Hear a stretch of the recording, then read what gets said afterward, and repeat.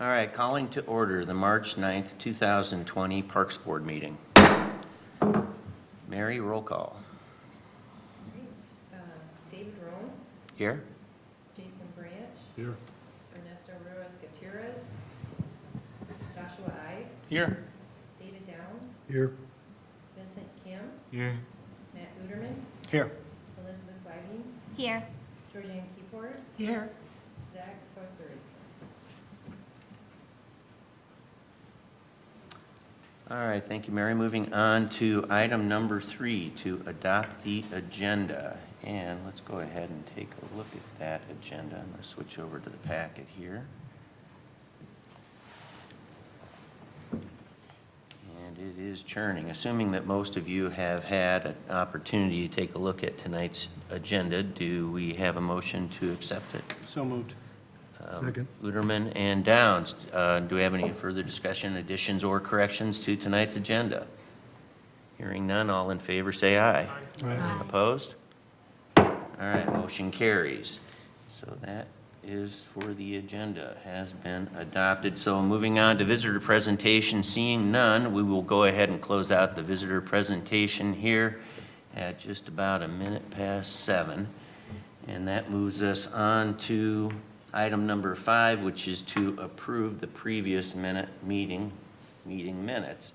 And that would be for our park board meeting back on January 13th. And we're there, I guess first off, do we have a motion to accept those minutes? So moved. Uterman, second. Second. Okay, from Branch. And any further discussion, corrections, additions to the meeting minutes from back on the 13th of January? All right, hearing none, all in favor of approving those minutes, say aye. Aye. Opposed? Motion carries. All right, so back to our agenda. And now we are going to go ahead and receive the Council and Planning Commission meeting minutes. And starting with, we'll lump some of these here on the council with the January 6th, January 27th, and February 3rd minutes from the City Council. Were there any items of conversation, discussion, questions from this commission regarding those minutes?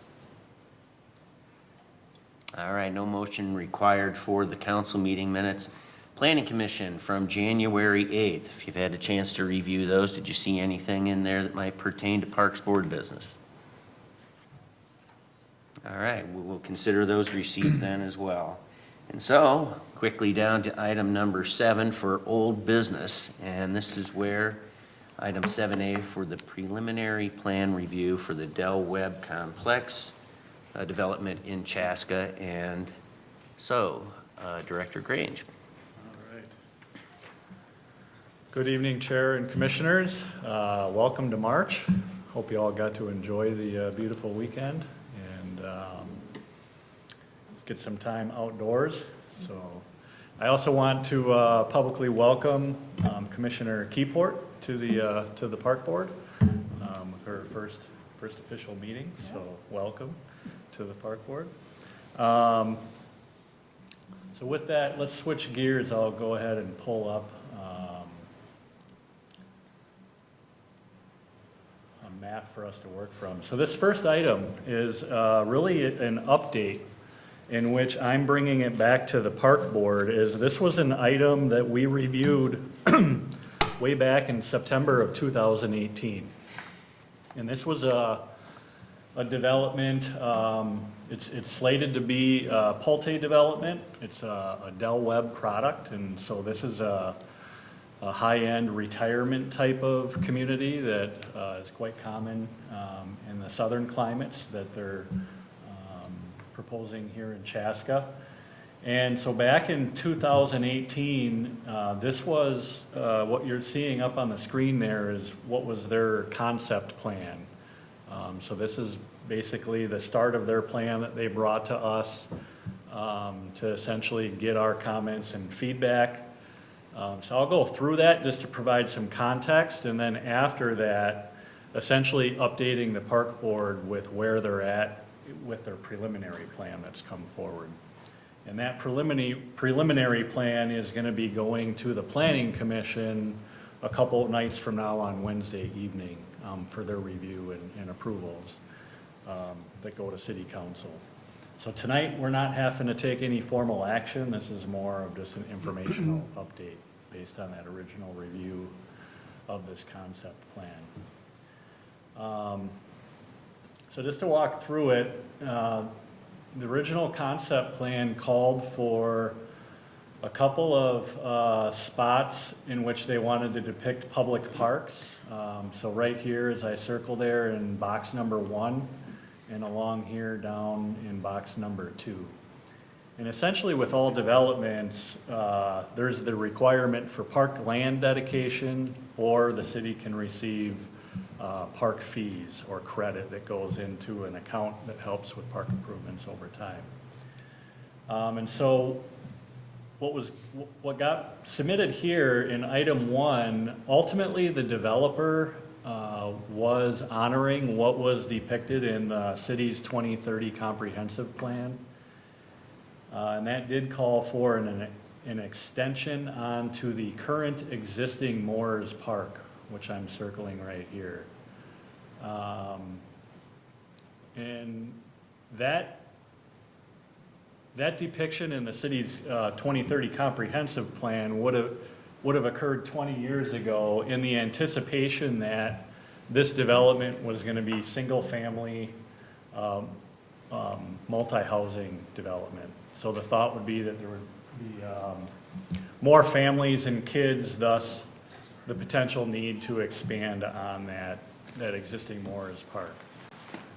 What we talked about as a park board is, given the change in this development and that this is going to be a 55 and older active living community that is also going to be incorporating their own private park within this development, that there was no longer the need necessarily to expand upon Moores Park. So we felt that the Moores Park is serving the need of that neighborhood essentially as is. And so that was a recommendation we had made. Number 2 down here, I'll zoom in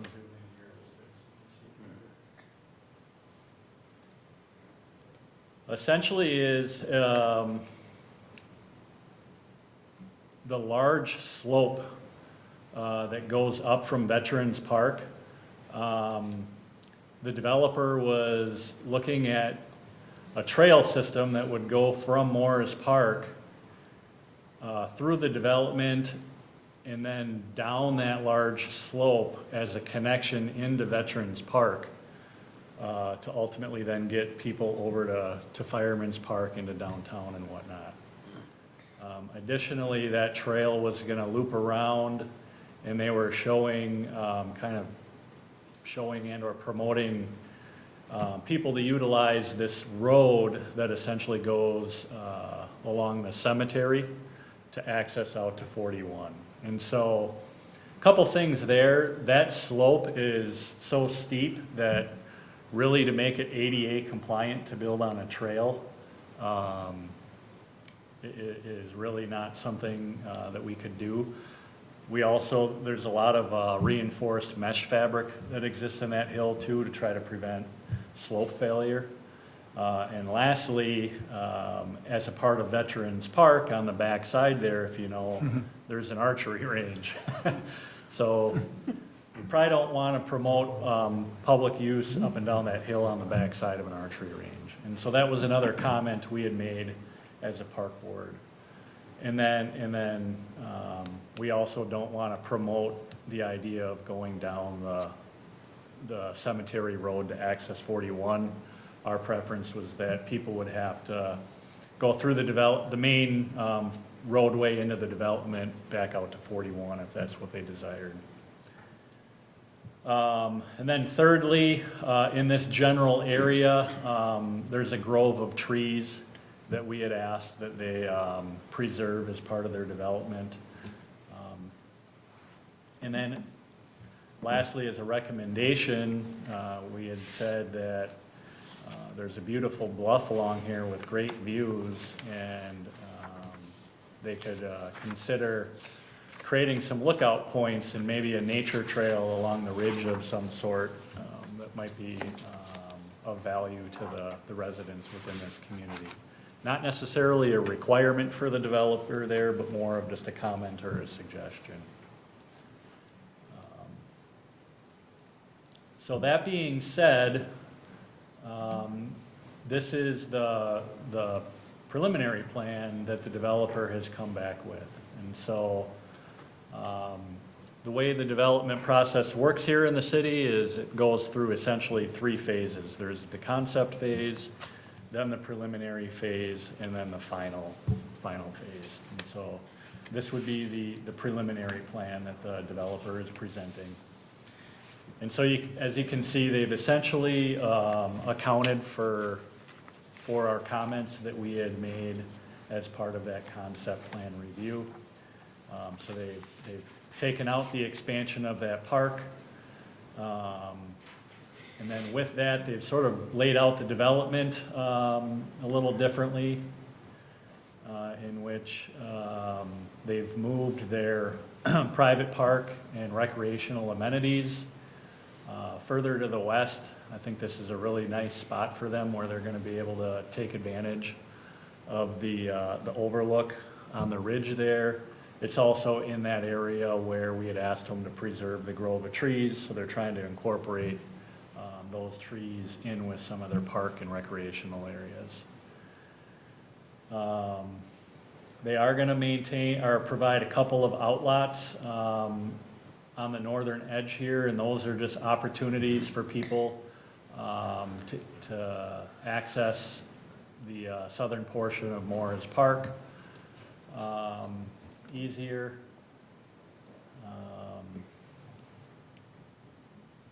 And then I can zoom in again here. It's kind of hard to see, but you can see that they've essentially, there's an outlot here. There's another breakthrough right here.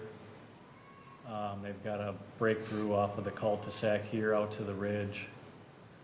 And then another breakthrough here with a trail, but then just an overlook on top there. So I believe it is their intent to put some nature trails kind of through these breakout areas to then provide their community some nice overlooks up on the hill there. And they are calling for some nice amenities as part of this development. So their primary road coming into the development is the Parkway Road here. And then that's ultimately going to take people right into the rec center area. So they do plan on having a building. Within that building, they've got a gathering space for people to host their community to host events and whatnot. I believe they are going to have a fitness center within there as well with some locker rooms. There's an outdoor pool area here.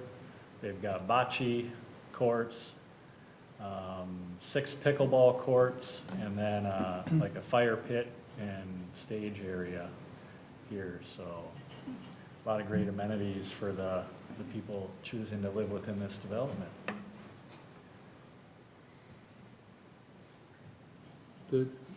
The orange line that goes along the west side there, is that Yep. is that a trail or is that something else? Or No, that's actually just depicting where the grade below it is steeper than 18%. So essentially it's undevelopable land. So it's just sort of setting that boundary. so they're not planning at this point a So like- walking trail along that edge? I don't think they're doing a whole walking trail. I think they're probably just gonna promote, from the sidewalks to have these breakouts and then have a lookout along the ridge. And again, from our perspective, that was a suggestion. Really can't require the developer to install that necessarily. So from the initial plan you showed us to this one, My mind's calculating to say we have less park than we did originally. Is that accurate?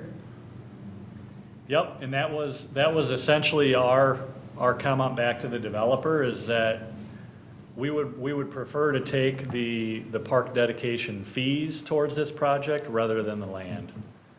And is there a calculated amount, what that means? Is that a publicly disclosed amount for dedication fees? I don't think that's been the practice to like publicly. Okay. I mean, I'm sure if somebody wanted to request it, they could. Okay. Quite honest, I'm not even exactly sure of what the exact formula is, but that's something through our community development department, they calculate all those fees. And I just had one question. You said that the amenities are private. Does Yep. that mean that residents and their guests have access to it, but not the typical Chaska resident? Exactly.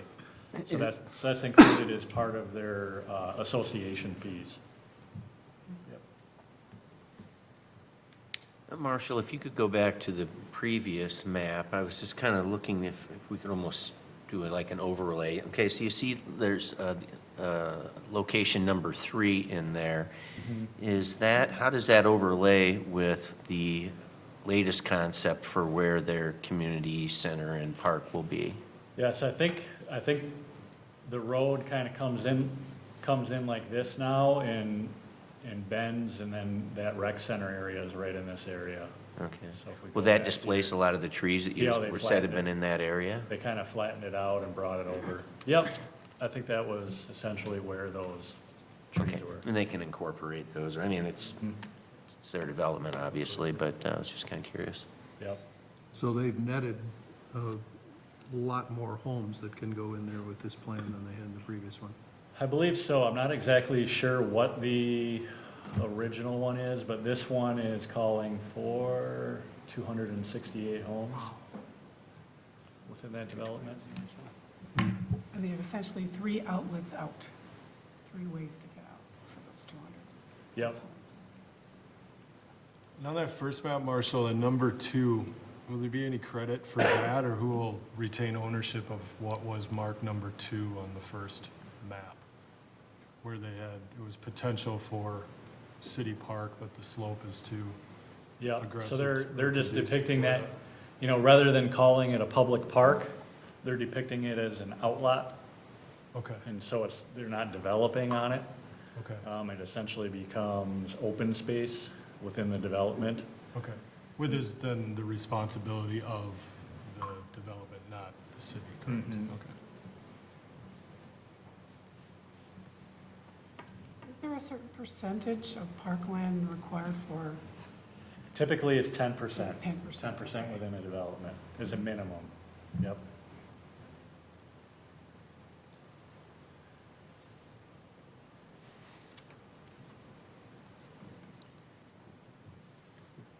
What's the timeline on something like this? So this is the preliminary plan? Yep. And So then the the- final plan would be a year off, or? I think it'll, from what I understand, it'll move along a little bit quicker, assuming that they get their approvals through the preliminary plan here. There was a decent amount of time from last September when we reviewed it till now, because they had to do a lot of environmental studies on the land. There was a historic home on the site that they had to work through the Historic Preservation Committee on to resolve that. And then they also had to work with MnDOT to gain access off of Highway 41 into the development. So those things took time. Those are all accomplished now. So it'll go to the Planning Commission on Wednesday. From there, it'll go to the City Council the following Monday. And then, assuming they get their approvals and then whatever other comments that they need to account for, they'll then go and start working on their final plan to account for that. So since there's no park development in the subdivision anymore, we won't be involved in this development at all then, will we? Exactly, and that's why I'm just bringing it back tonight as more of an update, because there's really nothing for us to take action on. I just wanted to kind of close the loop from what we had discussed regarding the concept plan originally. The trail that was originally put out there, that was, as a suggestion to the developer, there's not gonna be any separate effort for the city to do something along those lines, is there? No. So if there's 268 units, roughly 2 people per unit, just as a spitball, there's over 500 people that are in this development. What's their best access, not using an automobile, to get down to Fireman's Park and the amenities in downtown? Is it walking down 41? Which is pretty steep. Or chancing it, walking down that hill by the archery Slide. range. Zip line, there's my zip line again. Yeah. You won't let it go. Yeah, I mean, we're not gonna publicly promote that that's a trail, or this is where, we don't want to identify it necessarily, but people are gonna choose which way they want to get there, but ultimately, the best way is gonna be to utilize their sidewalk system back out of the development and then coming down the hill. And there's no walking access through the road that goes through the cemetery then, is there, at this point? There's not a formal trail, no.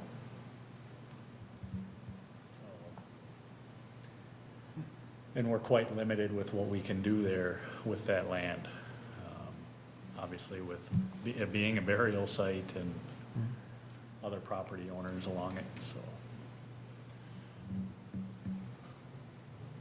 And I assume it's been rigorously looked at, but there is no way to get a pathway from this community down to Fireman's Park. I mean, that's all ridge along there from what I've, Oh, yeah, this is all really Yeah, all steep, that is very all steep. along here, yeah, yep. it's just too bad we didn't have the opportunity to, give the public a different option other than 41. It just seems with this development going in here that's gonna be, kind of a final deal, so it's too bad that couldn't happen somewhere along those lines, but I guess it is what it is.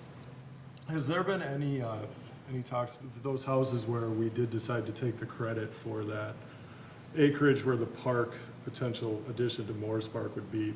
What's that barrier gonna look like, those residential homes that are there already? I know that's kind of beyond maybe park board scope, but the fact that we have decided to, take those dollars as a credit, is there anything, that we know what, is there gonna be a buffer, tree buffer, anything like that, or are they just? It's my understanding in talking with staff and community development that they plan to install a decorative fence along their property line.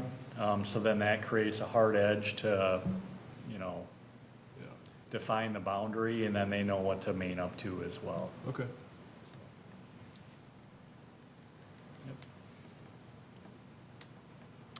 All right, any other questions or comments on the preliminary plan for the Del Webb? I know Del Webb has a really good name in the south, and I think it's exciting and creating buzz, especially in the 55-plus community, to have all those units here. They are spendy, 420, 450, 460 plus. And so it's out of reach for a lot of the people that are struggling to find affordable housing. So other than that, there's been a lot of great buzz around Del Webb and 55 plus and the amenities they bring to this northern state. And my understanding is they have deals available for people if they're buying in the south and in the north. So if you buy a property in, say, Arizona and buy one in Chaska, that you can create a sense of community in both places that you live. So, Yeah, we've got some friends that live in Fort Mill, South Carolina, in a Del Webb facility, and it's really nice. It's very, very nice. Yeah, my parents live in one down just north of Austin, Texas, and I was just there a week ago, and they're sensational places. I mean, they're really, nobody's in a hurry down there. It's a lot of street legal golf carts and those kinds of things, and, they're beautiful. They really are, so. But I agree, it's not gonna be easy to walk from there down to Fireman's Park in that loop, and back up the hill. Yes, going shuttle down. service. golf carts. Golf carts. Or- The next Typical. Bring in Kellen. Need no ordinance for that. All right. Any other comments on the development? If none, we'll go ahead and move on to item 7B. So if you want to shift on over to the bicycle-friendly community project. Yes. So ongoing updates with this project and initiative, and just to provide a little context for Commissioner Keyport. So this was an initiative that we embarked on about a year ago. And essentially what it is trying to position Chaska to receive a designation through a national biking agency called the American League of Bicyclists. And so they have specific benchmarks in which communities need to meet at a minimum to receive a designation as a bicycle-friendly community. And there's different levels of designation communities can achieve, from bronze to silver to gold, all the way on up to platinum. So we started out about a year ago. We engaged with a state bicycling agency called Bike MN. They have helped a lot of other communities within Minnesota to achieve this designation. So they came to Chaska. We did some initial community engagement, and then they ultimately put together an initial assessment report for us that provided some recommendations for us to work from. And so from there, we brought it forward to a city council work session, just to inform the city council and the community that this is something that we wanted to work on. And from there, we've ultimately developed a committee to work on these recommendations going forward. And so I think we have right around 22 people that are serving on this committee. There's a lot of city staff representing various departments, along with people from the business community, the schools, Carver County Public Health, so nice wide variety of expertise on the committee. And so we've been meeting as a committee for a few months now, and we last met on February 26th, a couple weeks ago. And at this meeting, we had formed some small groups that had met throughout the month of January, and they came back and reported on some of the project ideas that they would like to get started on. And these small groups are organized essentially in the manner that the designation gets evaluated on. And there are 5 categories. There's engineering, evaluation, encouragement, enforcement, and education. And so we've got about 3 or 4 people on the committee that are part of each group. And so heard a lot of good feedback.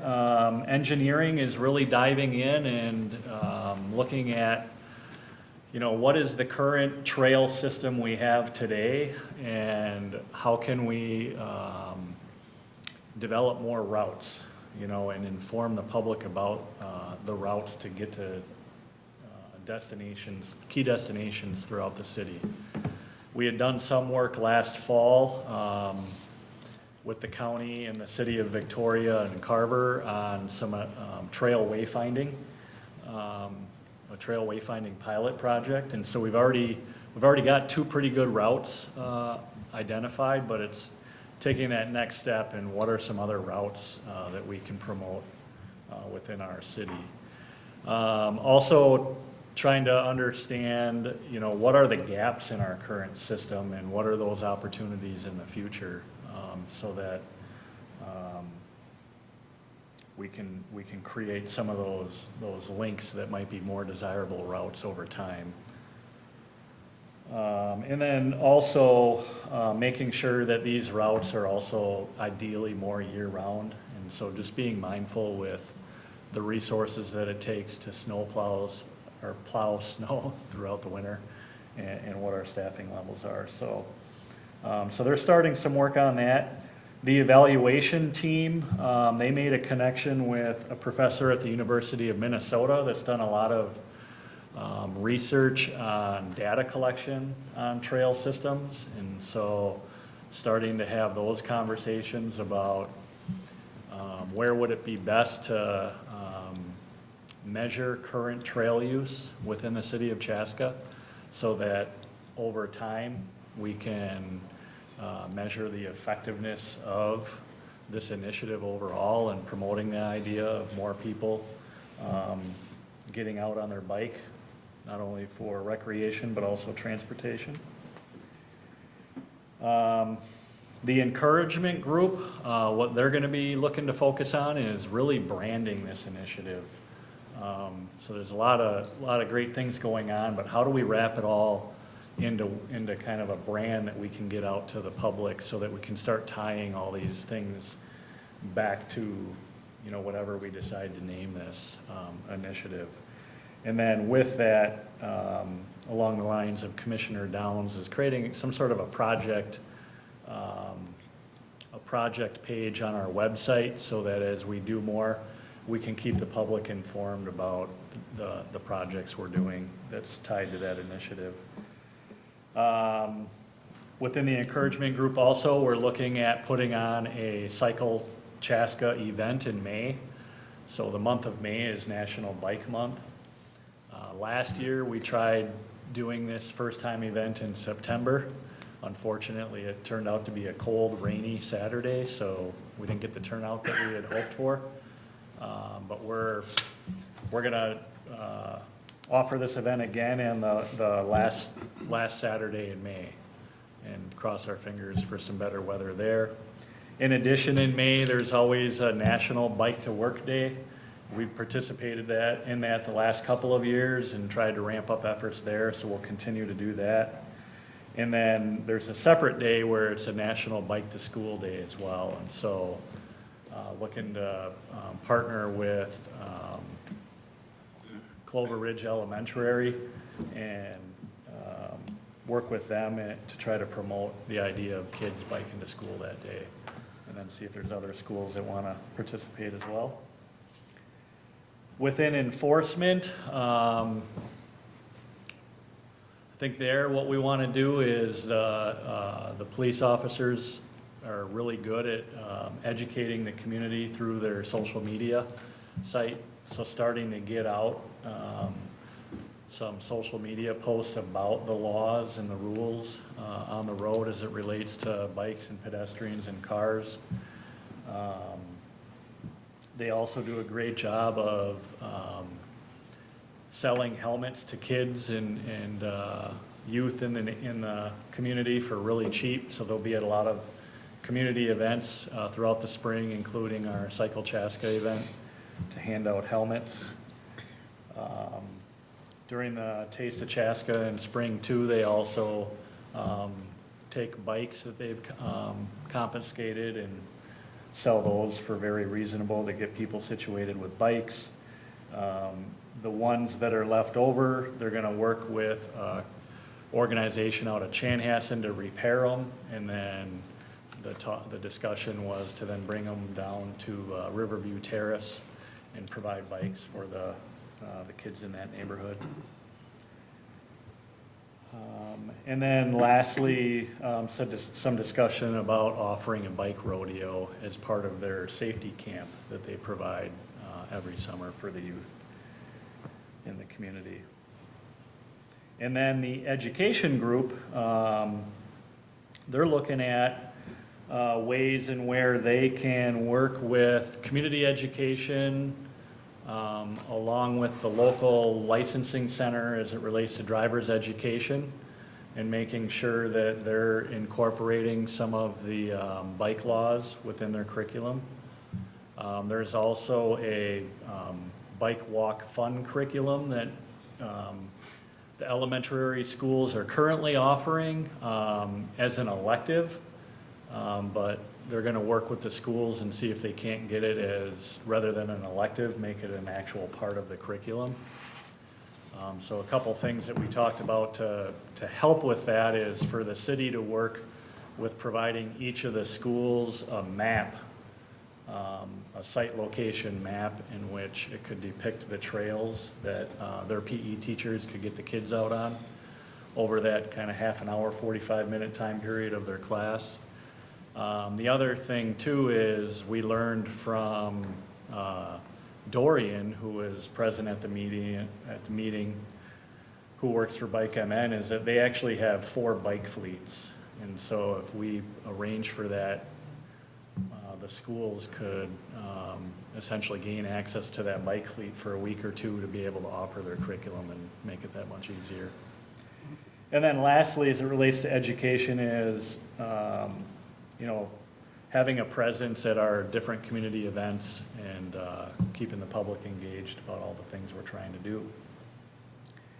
And then the last exciting update that was presented at this meeting is Carver County, through their SHIP grant program, Statewide Health Improvement Grant, and working with Pat Stieg within Public Health, he reached out to me and said that they would be able to completely fund a pedestrian and bicycle master plan for the city of Chaska. So essentially there was some carryover funds through the state, and knowing that we were embarking on this project, they would be able to fully fund that plan. And so that's really exciting news. And so we're gonna definitely take the county up on that and partner with them. And so as we speak today, I'm working on a request for proposal, and we'll get that out to some consultants here in the near future, and then identify a consultant to work with on developing that master plan. So that'll be a whole separate project that ties into this bicycle-friendly community work that we're doing. I see it really tying in, especially into the engineering and evaluation groups. And it'll really be a nice guiding document for the city, probably a 10, 20-year plan to work from.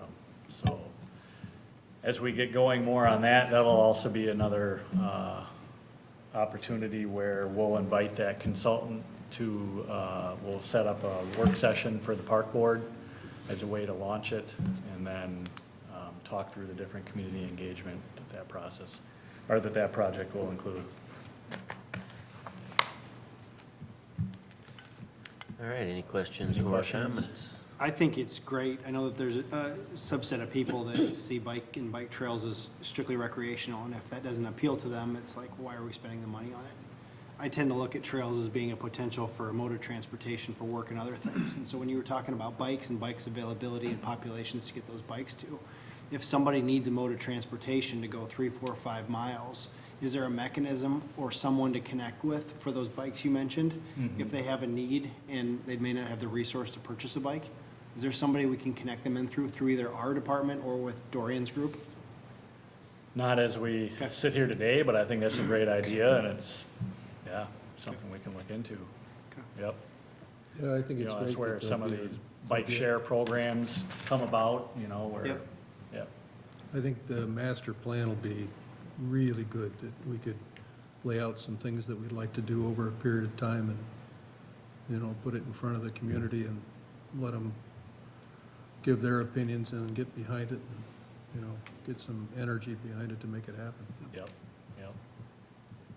With Matt and I serving on the committee, I know that just from all the conversations that are happening from all the different people that have come together to form that committee, that as part of the education group in that one of the discussions we'd had, and we knew there was a connection with the schools and the idea, wouldn't it be great if we could have the kids riding the bikes as part of their actual gym curriculum? Then the challenge comes back at you, well, we only have certain bikes at a certain size, so it'll work for junior high, but it's not going to work for the elementary. And then just from these conversations, what we end up discovering is that suddenly Bike Minnesota has fleets of bikes at different sizes for different age groups that they're willing to loan to us. And so, we would have never had discovered that had these conversations not taken place and having such a wide range of people that are participating in this endeavor. And so, as you look at the opportunities, you discover the challenges, but you also discover the solutions too. And so all of these things are, the progress that's being made. I mean, we've certainly got a long way to go, but it's encouraging and energizing, I think, for those of us that are on the committee to be able to pursue this. Sounds really cool. Sorry. I have a couple questions. Oh, One was, Zach, excuse me, would you mind, you might want to get the microphone a little closer there. Sorry, I'm down here in the doghouse for being late. My apologies, everybody. Is there a current metric in place to tell us where we currently rank within the local communities or the state in terms of a biking community? Is there some way to measure that, where we sit right now to see where this might take us? No, not really. That's really what this process is, actually. And so the League of American Bicyclists is really the best authority at evaluating communities across the nation. And so it's not a one-size-fits-all either. Sure. Every community is unique, and they understand that. And, you know, they evaluate every city kind of on its own merit, so to speak. Yeah. But what they do too is essentially, once we submit our application, regardless, if we don't receive the designation, we'll get what's called an honorable mention. But then they give us the recommendations or the things we would need to do to earn that designation. Or let's say we get the bronze level designation, they would then provide in our report card things that, recommendations for us to implement if we had the desire to move up to a silver designation. Sure. So, That's really cool. yeah. You mentioned the police providing helmets, and I've seen when they post on social media that they're going to be at events, and we've been at an event before trying to get a helmet, and the line was so long we had to leave. But kids grow, they need helmets, and so we had a need at a later date, we were able to catch up with them. But you mentioned something also about Clover Ridge. Is there an opportunity, or is there already something in process to maybe try to get events at the schools specific, at each of our schools in Chaska, where the police can come there and, they sell the helmets cheap, somebody fits them with it, shows them how to put it on and all that stuff. Is there something that's already been done or an opportunity maybe to do that? Yep, and I think, really a lot of this is just starting, and it's trying to find those champions within each school. Yeah. And so, one of our staff, her kids currently go to Clover Ridge, and so she bent the ear of the principal there, and he was encouraged by the work that we were doing, and definitely wants to participate. And so I think hopefully it's one of these situations where when one school does it, two schools does it, and then they see the positive and the benefit. And then, Those principals are a tight-knit crew, one knows the other one, and hey, this worked at my school, so I think that's a really cool program. yeah. One last question is, do we currently have any nighttime biking options here in Chaska? Or is that something that anybody even has ever, expressed a desire for in our community? Something lighted, something lit, like a lit path? No, Okay. we don't have any lit pad, not on our trail system. Yeah, and they're great to bike during the day, but at night, it's like, you start to see the sun go down, and I gotta get out of here. Yeah, But- yeah. And I was just curious if that's ever been brought up, about if there was ever an opportunity long-term to maybe look at doing something where people can go out and bike at night, where they don't have to bike up and down. Yeah, and I could see that more, especially in line with more of the transportation need, Sure. more so than the recreational in the future, but. Yeah, just curious. Awesome. Sounds great. When one gets a designation, whatever level it is, what comes with that? Is that publicized, or what's the advantage to? Yeah, I think it's, it's sort of a stamp of quality of life for the city. Okay. Sense of pride, I think, that comes with it, but also internally and then through the engagement process, I think it's that understanding that we're creating a community that recognizes different modes of travel and activity. But also, a lot of these communities, I think the research is showing that the realtors pick up on it, and they use it in their dialogue when selling homes in the community. Also, businesses looking to set up shop in communities, they understand that people that are on bike and foot provide good economics. And so you see it all around the country where trails are getting installed, businesses are going up. And Cuyuna is a perfect example. Now that's off-road mountain bike trail system, but there, up in northern Minnesota, that was on the verge of being kind of a dying mining town now with the implementation of these mountain bike trails, it's a nationwide destination for people to come and ride, and now you're seeing hotels go up and businesses and restaurants, and pretty neat. Or you look at the Greenway within the Twin Cities, and just the amount of business development along that trail has been awesome. Once you get your designation, do you have to continue to maintain it every year? Do they come and audit it, or once you have it, you have it? Yeah, I think you need to reapply every 4 years. 4 years, Yep, okay. yep. One other thing that we've heard in prior meetings is that we're one of the healthiest counties in the nation. And there's also, this not only helps further that, but it cuts into, in the state of Minnesota, we have one of the largest health disparities. And it overlaps socioeconomic.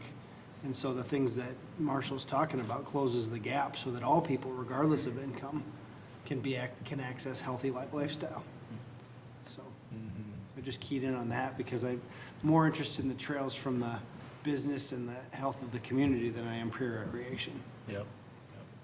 And to add to your comment on, and to your question there in regards to, what are communities doing after they get their designation? Well, we're seeing some communities to get to a certain level, and now they're trying to get to the next level. Yeah, so what would be, which community was it out westy here that is already kind of building on their initial? Yeah, Wilmer. Wilmer, that's Yep, right, yeah. yep. So finding that, they're not only are enjoying the success that they've had, but they're seeing ways that expanding upon that and getting even a higher designation is going to be good for their community. All right, outstanding. And without any other comments on that, let's move on to item number 7C, and that is the Mountain Bike Trail Project. All right. So, go back to here. I'm going to pull up a map just for context here, again, for the newer commission members tonight. And so, we've been working on off-road mountain bike multi-purpose trail project with a local nonprofit group, the Carver Trails Group. Ultimately, it was some parents and coaches on the local Chaska Chanhassen mountain bike team that approached the city with an idea to work with MnDOT on this right-of-way land that's essentially adjacent to the Pioneer Ridge Middle School here. And so that's what we did. Without going into a ton of detail at this point, there was a lot of curveballs throughout this project, and a lot of agencies to work with. But I'm happy to report back tonight that last week, the City of Chaska City Council approved on their consent agenda the final approvals we needed from our perspective on this project. Yay! So that was good news. So they ultimately approved a three-way memorandum of understanding that ties the City of Chaska with the City of Chanhassen and this Carver Trails volunteer group. And then they also accepted the conveyance of land from Carver County. Essentially right in here, there's some land, right-of-way land right along the road that the county owned that they conveyed over to the city. And then there was some definitions in there about maintaining some easements and whatnot. So our pieces have gone through all the approvals, and then as we speak tonight, the approvals on the City of Chanhassen's end is on their City Council's consent agenda tonight as we speak. So assuming those approvals happen, we will have all the approvals necessary to move this project forward and work with the Carver Trails Group once the weather permits, which is looking pretty good so far this year, to get out and start laying out the trails and constructing them. And then the hope would be sometime this summer, early fall, we'd be out there riding on those trails, if all goes well weather-wise. Will there be a volunteer opportunity for community members to help shape those trails? Yes, I'm going to work with Tim Vosberg, who is with the Carver Trails group. You know, I think he's going to make it part of sort of the requirement for the kids that are on the mountain bike team. So I think that they've got a pretty good amount of people there, but I want to make sure we're partnering with them and creating an opportunity for the community to volunteer as well. Okay. Yep. They're also going to be working with Carver County, their transportation engineer, Dan McCormick, who we've worked with throughout this project, has mentioned that they would be willing to help support this volunteer group with some of their signage needs out on the trail system and, you know, where the trailhead is and the main kiosk and whatnot, along with some of the signage out on the trails. So still a lot of work to do, quite honestly, on the back end, but excited that the approvals are in place and now we can start working on those other items. I want to applaud your advocacy for this, because when you first stepped into it, you knew it was a plate of spaghetti, and it's been 10 times more work than you ever would have thought. But people are talking about it, just say we can work with the city of Chaska, and we know they'll take it on, and when they say they're going to do it, they see it through. So I just wanted to applaud you for seeing this one to almost to the finish line. Yeah, thank Yeah. you. Yeah. Marshall, is it two separate trails? How do they get across Audubon there? Do they have to go up to the crosswalk at the light? Or? Yeah, so you gotta utilize the crosswalk at the light, and then essentially over on the school site, there's kind of an out and back here. That'll quite honestly be a phase 2.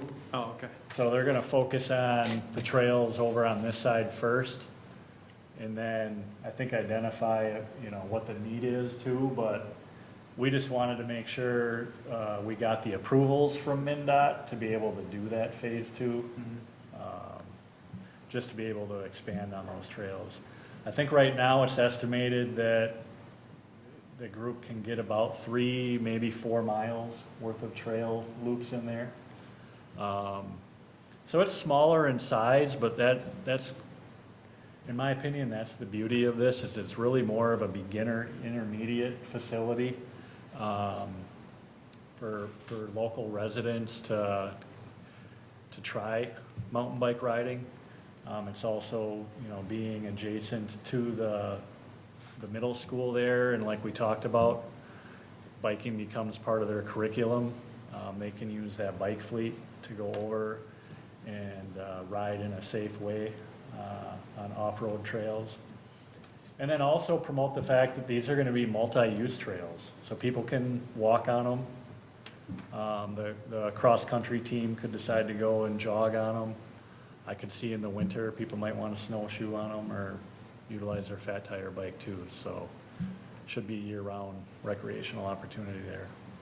Are there trails leading to that section? Yeah. That they can Yep. access it from? Pretty much every direction. Yep. There's some work we will eventually want to work on with the county on this, to access on this side. There is a park here where people can park.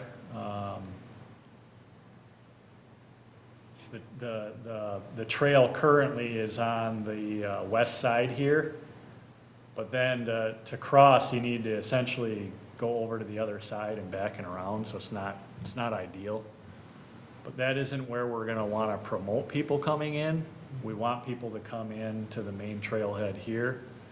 But we anticipate that might be an opportunity in the future if we make the crossing easier, that people could come into the trail system on this side as well.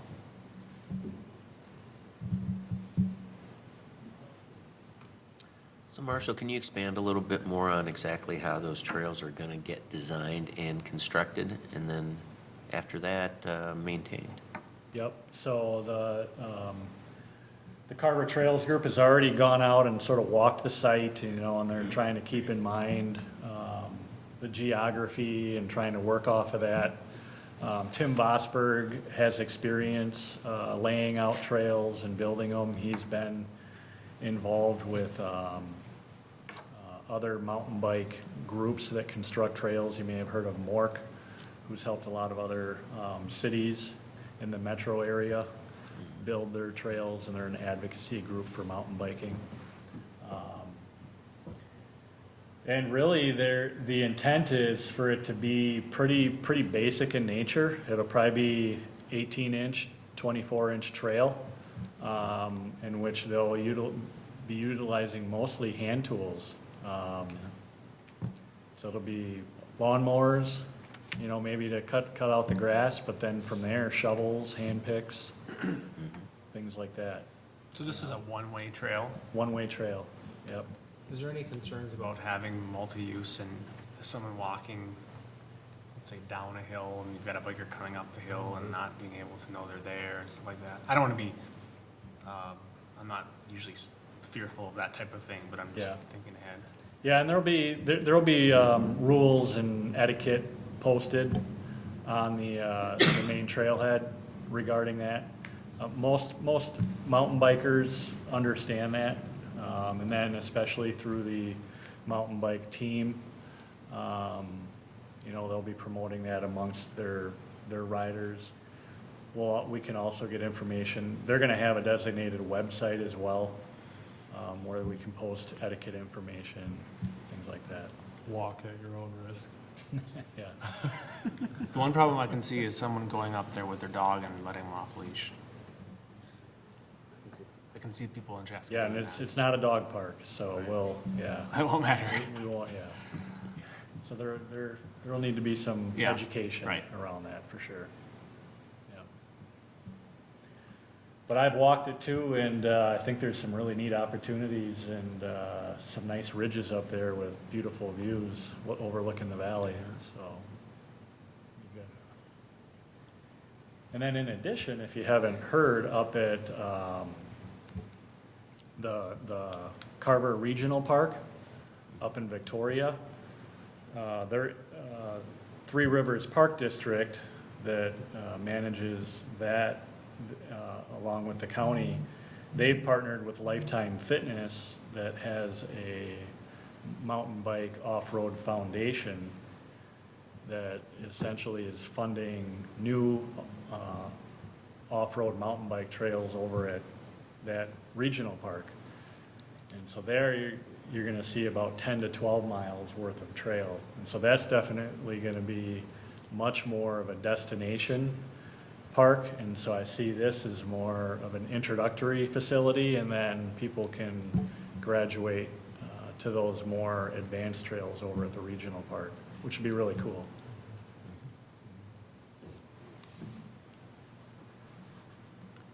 All right, excellent report, very good news. And, to echo Matt's comments on that, a long time coming. I know that there's a lot of people that have put in an enormous amount of work to get this to where it's at. So congratulations to everybody involved in that. And so with that, let's go ahead and move on to item number 8 for other business.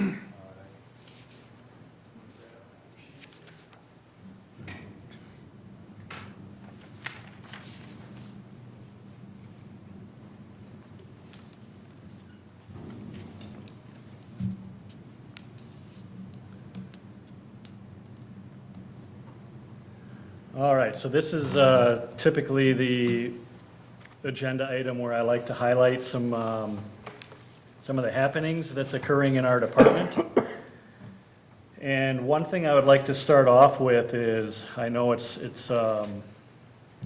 front and center in the news right now, and it was, you know, especially even in Carver County with the coronavirus. And I know a couple of commissioners had reached out to me and just wanted to get an understanding of what we're doing, you know, as a department or at the community center with the city. And so I can share with you that, you know, I've been a part of a couple of meetings already at the city level, you know, to better understand our approach to this. And, you know, one of the key things that is coming out of that is we really want to make sure that we are protecting the assets of our city, the primary assets, which are our human resources. You know, so we got to take some measures to make sure that we are able to carry out the core services, you know, that relate to our mission as a city. And that especially gets, what do I want to say, a little more serious as it relates to fire response and policing within our community. And so our police chief, Tim Wiebe, he is our acting emergency response manager. And so he's starting to put together some protocols and how we're going to handle this. He's very connected to the Carver County and the Emergency Operations Center there. So city staff are attending daily meetings over at the county. And, you know, and a lot of that is in coordination with the Minnesota Department of Health, along with the Center for Disease Control and Prevention. And so we've posted some information on the City of Chaska's website that is mainly just making people, or letting our community know that we're aware of this and providing resources around it. And then I would say at the community center level, today, literally, I've worked on a communication that we're going to be emailing out to our community center members, along with emailing out to our members at the curling center as well.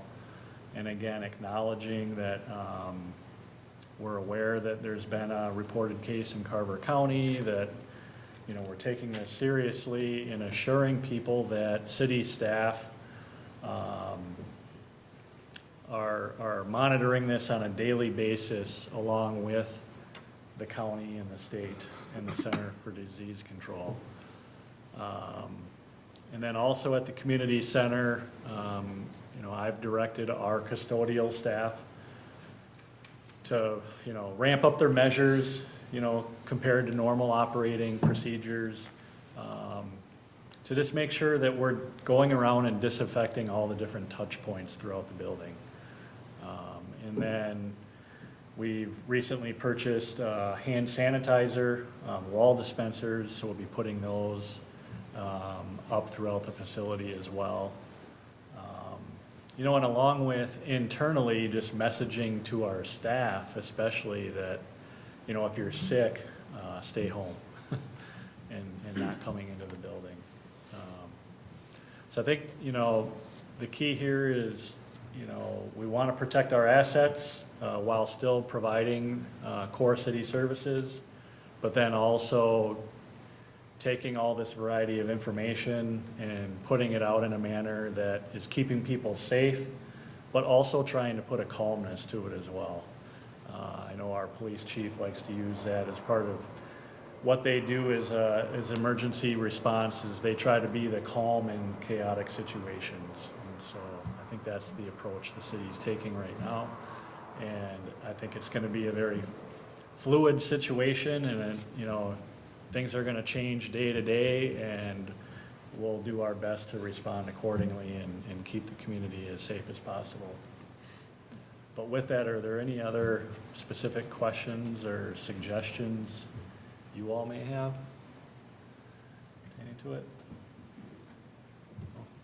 Okay. Is, when you're going out with the email to everybody, I assume that you're going to ask them not to come to the community center if they're Yep. ill as well?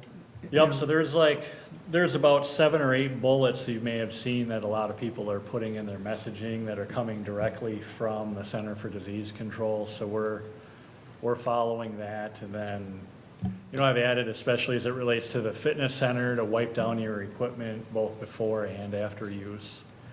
You know, and then me as a wellness person too, I like to put in there, you know, it's also about just generally staying healthy. Regular exercise, eating healthy, and getting good quality sleep. You know, those things in combination with everything else is going to put you in the best position to stay healthy. But there's not going to be a plan, at least not a plan that would be settled at this point, that says if the virus hits more aggressively in the city, the community center will limit groups or limit access or do something to, try to negate the further spread. Yeah, not at this point, but,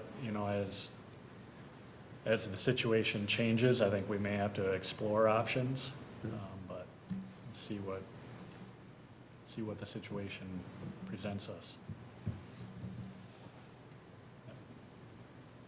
Great. All right. Well, let's showcase some things that happened in the department. So last month, over in the lodge, the seniors had their largest Spud Bar party to date. So Valentine's Day, they had over 70 participants as part of their Spud Bar party. So that's kind of fun to share, and Joan and Karen do just a wonderful job engaging the AOAs over there in the lodge. We also hosted offered our first ever 3-on-3 women's basketball league. That got underway February 17th and got 4 teams participating in that. Last week, registration opened up for the Bonspiel aspect of our Community Fire and Ice Festival. I think it filled up in a matter of literally seconds. So 48 teams already slotted, and there's a pretty significant waiting list.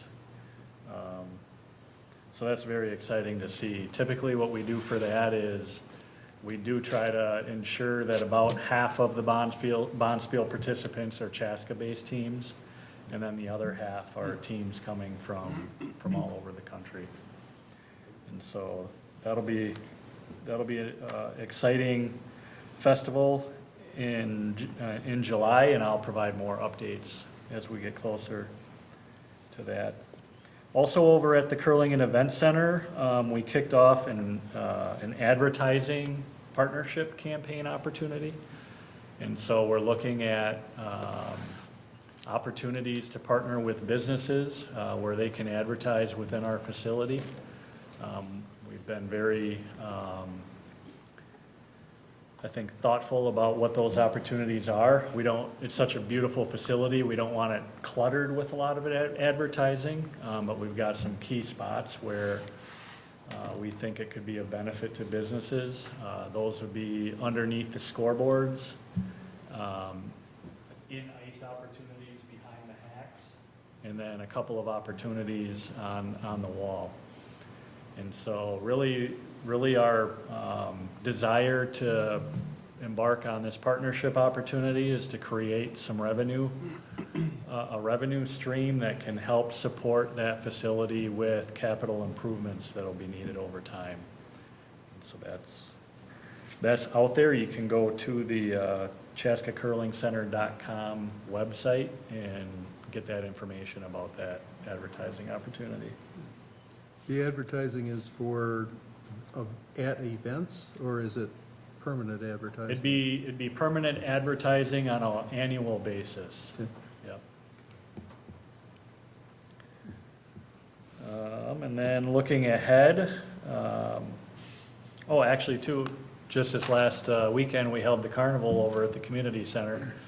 I know Commissioner Weinman said that she had attended and had a lot of fun with her kiddos, so. Yeah, it was a lot of fun.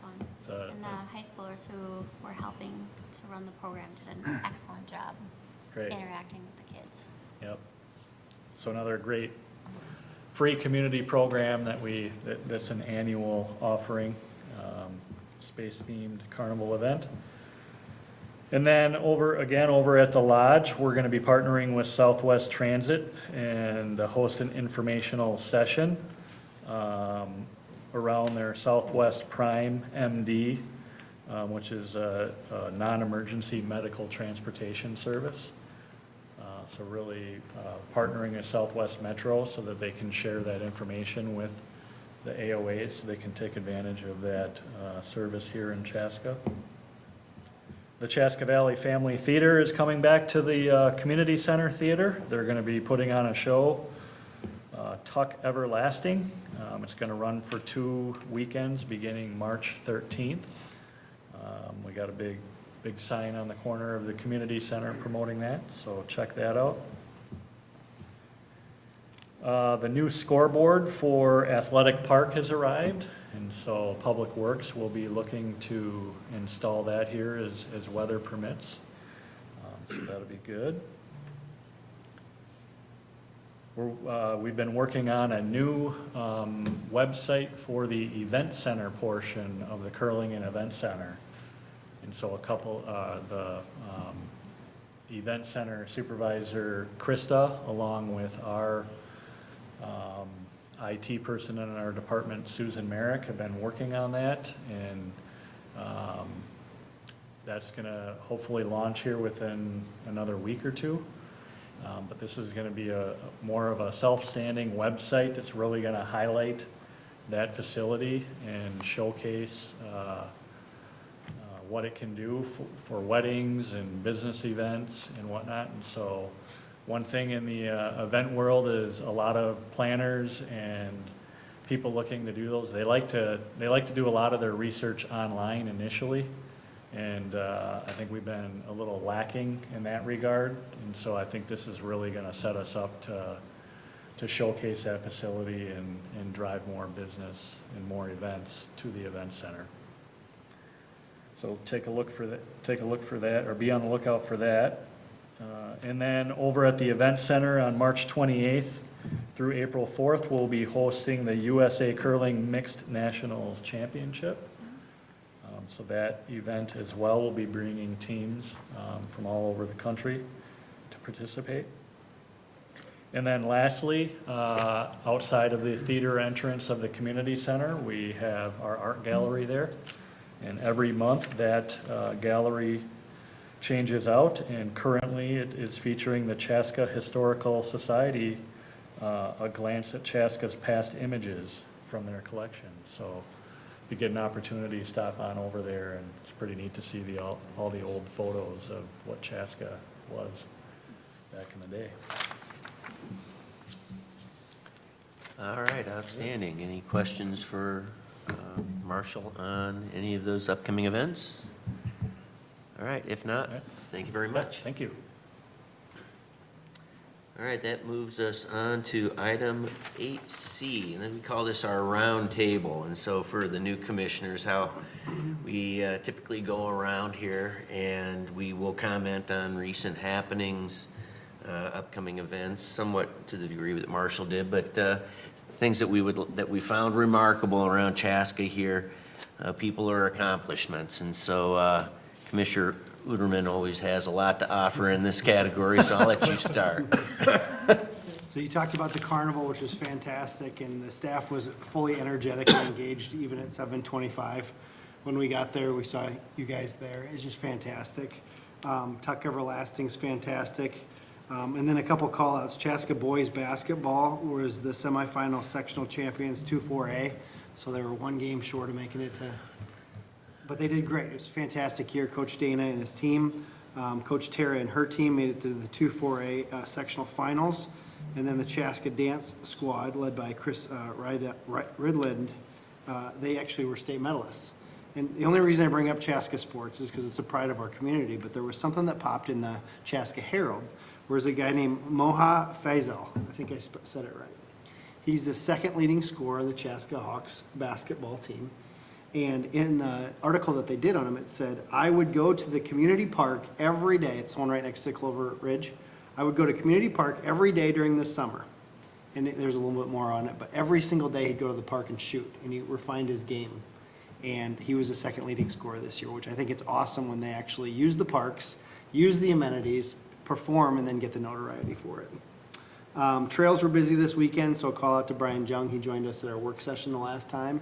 It's okay if you want to send a grateful note of thanks to him and his staff, because they do a fantastic job, especially as we get into the busy season. There's a fella, I think his name was Jim, when we were entering for the carnival. He was playing pool in the lodge, and I always make a point to walk through the lodge to see how it's being used. And as I engaged with conversation, it was his first day in Chaska. Him and his wife chose Chaska for a variety of reasons, but they came from Maryland. It was his first time at the community center. And so it was a cool interaction that he was playing pool as one of his first days in Chaska, And he says, I just love the feel of this community, and I think a community center is part of that. And then the last thing that I had was, I went to 3 events since our last meeting at the Community Event Center. Black History Month, MLK Day, and Marnita's Table. And the facility showcases so well for people, private and public, that want to host their events there. And it was truly a community gathering space. Those 3 events brought people that ordinarily you might not see at a basketball game, or you might not see at your children's play. But it was such a melting pot of people using the facilities right there at the base of the curling center, at the Crooked Pike, at Fireman's Park. And so I get excited when we get to showcase our community in that way. Commissioner Downs. No, he took over. Right. No, I don't have anything tonight.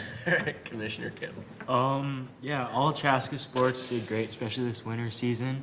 Both basketball programs are doing great. The boys had a great season. I know a lot of them, and the girls are still going. Yep.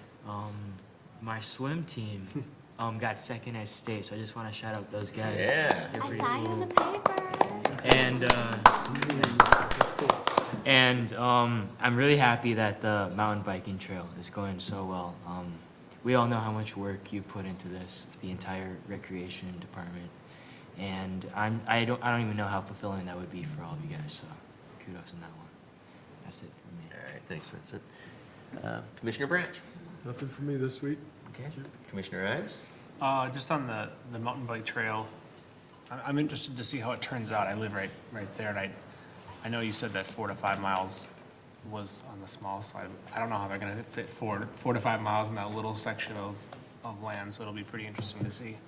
I did get the mailing or email notification about the sponsorship at the curling center, so I thought that was a great source of revenue if you can get the rates that were advertised. What was the last point? I can't remember what the last one was. But what Matt mentioned about Faisal practicing every day, shooting hoops at Community Park. I have to say, I did that in high school at my house, and it didn't pan out. You must have better park facilities than I grew up with, because I couldn't hit a shot to save my life in high school basketball. So, but anyway, that's it. All right. Commissioner Weinby. I have an update on the Chaska Par 30 renovation. I was in contact with the Learning Links group that has partnered with the city of Chaska to make their goal and do the renovations. And they are close to meeting their fundraising goal, which was $750,000. I believe they're currently hovering around $700,000. So very close.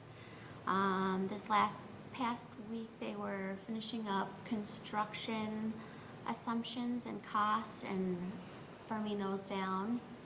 And then also this past February, in the Journal of the Golf Course Superintendents Association of America, the GCSAA, there was a feature article about the Par 30 and all the renovations that are going to be happening. And I believe there is going to be a possible fundraising event in May, early May, at Hazeltine National Golf Course. More to come on that. But if you're interested, watch in the paper, see if something comes out on that. And then I believe Christmas in May is coming soon in Chaska. I believe May 24th. And applications are due May 16th, so encourage everyone to either submit an application by the due date, March 16th, for those homeowners who either are unable to afford to make their home improvements or physically just cannot do the home improvements themselves. And then I have volunteered with Christmas in May in Chaska since I was in high school, and I'm not a handy person, but yet there was jobs for me to assist and volunteer with, so I encourage everyone to volunteer as well. There is jobs for everyone. So that's all I have. All right, Commissioner Keyport. Well, I guess my only comment is I'm a frequent user of the Chaska Community Center. I'm there most days, and I'm impressed with the renovations they've done recently. It's a beautiful facility, and that place is a buzz every day. We're there. There's multiple activities going on. And it's just a wonderful place, and it's fun just to bump into people and visit, and it's really a very nice facility now, and they've really helped renovate the new carpeting and the new gym equipment. It's a joy to go there. All right, excellent. And then, Zach, let me work on this one, see if I got it right. Commissioner Saueressing. Suressig. Soresic? Yep, Soresic. yep. Means sour vinegar. Okay, No I'll doubt. work on that, all Yeah. right? All right, please. I take my 3 daughters swimming at the community center every Friday night, and in lieu of not making it on a Friday night because of a school activity or something else, we'll just go in on Saturday or Sunday then. But that's my standing date with my daughters each week, and the week before last, we were at the pool and somebody got sick in it.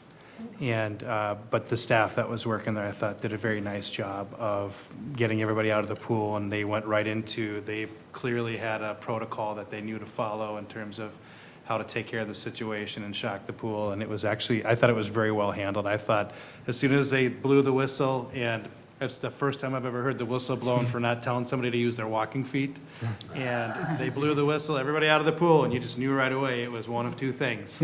And it happened to be the first thing.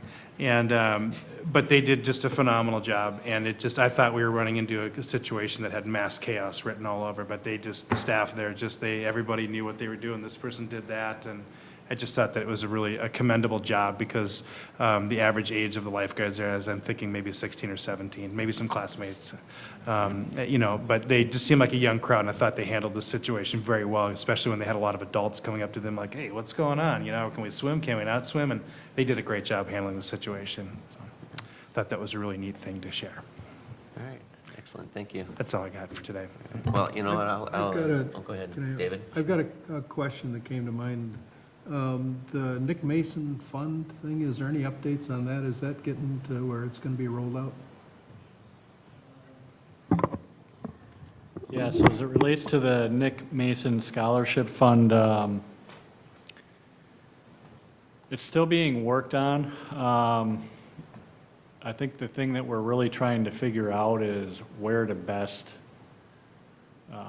position it in terms of making it easy to donate to the fund. And so currently where it's being housed, I think is one way to do it, but as we're learning more about it, we're thinking the long-term kind of better option might be something different. So we're still working on that piece of it. And then there's still the need to ultimately come up with what our specific criteria is going to be for people to be eligible to benefit from the scholarship. And so there's a committee that's been formed on that, and they've started to meet and discuss that. So it's 6 months off or a year off before it's, Probably about 6 months, yep, Okay. yep, thanks. yeah, thank you. Sorry to interrupt, Dave. No, not at all. All right, I was just gonna kind of add to what Zach had spoken to as far as staff in the community center and just being there today and seeing, you know, obviously everybody is trying to be as clean as possible these days, but I'd noticed that staff was kind of going around to the different exercise equipment, and they were, you know, disinfecting them and wiping them down. And so you can just kind of see throughout the building that an extra effort is being made, you know, not only by the staff, but by the people that are there using the facility. And so I think that if we all just, obviously everybody is doing their best in that area, but I, you know, applaud staff for stepping up as well. So I just wanted to comment on that and echo another congratulations to our swim team and to Vincent. We're proud of you, bud. All right. So with that, next item up is to adjourn. Our next meeting will be on April 13th, and so I'll entertain a motion to adjourn. I make that motion. Okay, Commissioner Ives, do I have a second? Second. All right, Commissioner Kim, all in favor say aye. Aye. Opposed? We're adjourned.